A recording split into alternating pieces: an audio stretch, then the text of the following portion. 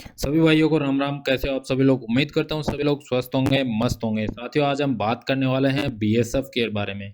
BSF job कैसी है, कितने घंटे इसकी ड्यूटी रहती है, क्या जॉब प्रोफाइल है, सैलरी कितनी है, पेंशन है क्या नहीं है, और गर्ल्स एंड बॉयज़ किसके लिए बेटर है, क्या ये काम करती है, कहाँ कहाँ पे इसकी लोकेशन रहती है। A to Z इन्फॉर्मेशन इसके अंदर आपको दी जाएगी।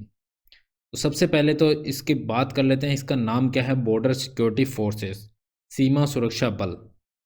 सीआरपीएफ के बाद में, सेंट्रल रिजर्व पुलिस फोर्स के बाद में दूसरे नंबर की अर्धसैनिक बल के अंदर फोर्स आती है ये।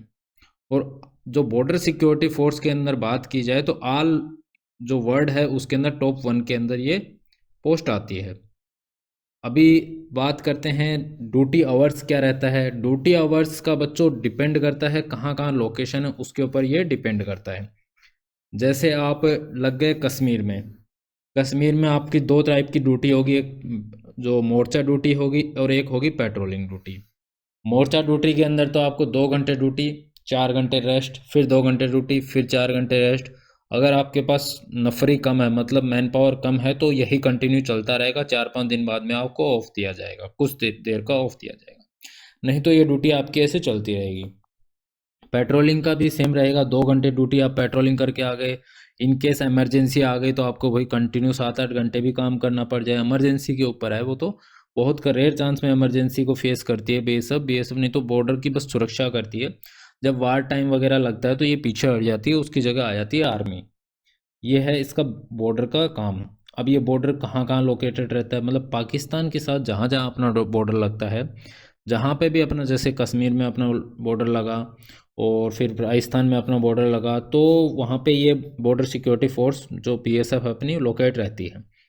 अब वेदर थोड़ा सा एडवर्स कंडीशन में रहता है। जो जैसे हेडक्वार्टर में पोस्टिंग है, हेडक्वार्टर इनके बहुत बड़ी बड़ी सिटियों में हर जगह लोकेटेड है। जैसे राजस्थान में बहुत सारी, जोधपुर में है, बाड़मेर में है, उसके बाद दिल्ली में है। हर जगह आपका, जैसे हर जगह मिलेगा आपका इसका हेडक्वार्टर। ये पीस एरिया हो गया। लेकिन जैसे श्रीनगर में हाई अल्टीट्यूड पे बर्फ़ है, ऑक्सीजन कम है, वहाँ पे वही बच्चे जा सकते हैं जिसको जुनून है। जुनून वाला बच्चा वहाँ पे सरवाइव कर पाएगा। जिसको देश की सेवा करने का जुनून है, जिसको बीएसएफ की वर्दी पहनने का जुनून है, वही बच्चा वहाँ पे सरवाइव कर पाएगा। जिसको उसका जुनून नहीं है वो सरवाइव नहीं कर पाएगा बच्चों इसके अंदर।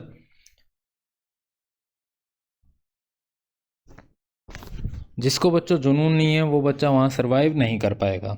दूसरी बात करें, जितनी ठंड श्रीनगर में है उतनी ही ज़्यादा गर्मी आपकी राजस्थान में आती है। राजस्थान के एकदम जो बॉर्डर एरिया है वहाँ पे उतनी ही ज़्यादा गर्मी पड़ती है।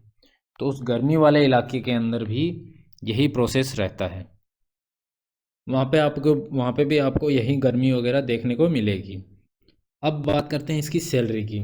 सैलरी की बात करें तो 21,700 से इसकी सैलरी का आपकी जो कांस्टेबल पोस्ट के लिए है वो स्टार्ट होती है। अब कांस्टेबल पोस्ट के लिए यही आपकी बेसिक जो ट्रेनिंग टाइम में जो आपका भत्ता वगैरह लगा के, डीए वगैरह लगा के आपके 40-45 हज़ार के सम इसके कांस्टेबल की और ट्रेड्समैन की यही सैलरी बनती है।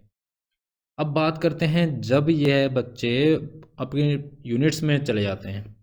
जब यूनिट्स में चले जाएंगे उसके बाद क्या होगा? यूनिट्स में जाने के बाद में आपकी सैलरी बढ़ जाएगी।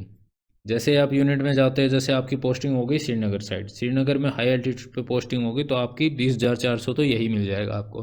तो आपकी सैलरी बन जाएगी 70-80 हज़ार के समथिंग, आपकी सैलरी बन जाएगी। क्योंकि जैसे आपकी ट्रेनिंग खत्म हो जाएगी, OT PT, cigarette allowance, haircut allowance, ये सब अलाउंस आपके स्टार्ट हो जाएंगे। तो 50-55 हज़ार वो हो गए, 20,000 ये हो गए, 60 मतलब 70-80 हज़ार के लमसम आपकी सैलरी बन जाएगी। ये तो थी सैलरी की बात। और गर्ल्स के लिए अच्छी है, बॉयज़ के लिए अच्छी है। तो ज़्यादातर मैं ये मानूँ कि ये बॉयज़ के लिए ही सही है, मतलब बेटर मान सकते हैं बॉयज़ के लिए सही है। क्योंकि यह फॉरवर्ड बेसिस पे ही रहती है। जैसे फॉरवर्ड बेस मानूँ तो मतलब जैसे बॉर्डर एरिया में ही रहेगी। जैसे पीस वाले एरिया भी हैं, जैसे पंजाब साइड भी अच्छी लोकेशन रहती है, वहाँ पे भी बॉर्डर एरिया में इसकी लोकेट रहती है भी, ये सब वो कर सकते हैं इनका। अब बात करते हैं इसके अंदर से कमांडो कौन कौन से निकल सकते हैं। अब कमांडो की बात करें तो कमांडो इसके एनडीआरएफ निकलते हैं, क्रोकोडाइल कमांडो इसके अंदर रहते हैं, एनएसजी कमांडो यहाँ से निकलते हैं, एसपीजी कमांडो यहाँ से निकलते हैं, सीबीआई इसके अंदर से निकलती है, सीबीआई के अंदर। तो तो इस तरीके से इसके बाद आप प्रमोशनल एग्ज़ाम वगैरह देके और या फिर डेपुटेशन पे इन सब फोर्सेस के अंदर अगर आप फिजिकली मेंटली अगर सही हो तो इसके अंदर आप जा सकते हो। अब बात करते हैं बीएसएफ करती क्या क्या है। बीएसएफ एक तो बॉर्डर की सिक्योरिटी करती है, दूसरा आपका इंटरनल सिक्योरिटी भी करती है, आंतरिक सुरक्षा, तीसरा इलेक्शन कराने का काम करती है। ये हैं इसके पूरे पूरे काम। अब बात करते हैं सर कितने साल तक मिनिमम इसको सर्विस करनी पड़ेगी। आपको 20 साल तक कम से कम मिनिमम आपको सर्विस करनी पड़ेगी और मैक्सिमम आप 57 साल तक सर्विस कर सकते हो। ये तो थी आपकी सर्विस करने की एज की लिमिट। और कोई भी अगर आपको डाउट रह गया हो तो आप कमेंट बॉक्स में कमेंट करना और आपका उसके बाद रिप्लाई दिया जाएगा। जानकारी अच्छी लगी तो लाइक शेयर एंड सब्सक्राइब जरूर कीजिए दोस्तों। धन्यवाद। जय हिंद, जय भारत। बीएसएफ में लगने का सपना बच्चों अपना पूरा कीजिए। अच्छी फोर्स है, कोई दिक्कत नहीं है। मैंने जो भी डाउट हो आप बोल देना, उसके बाद मैं आपका रिप्लाई दूंगा। धन्यवाद।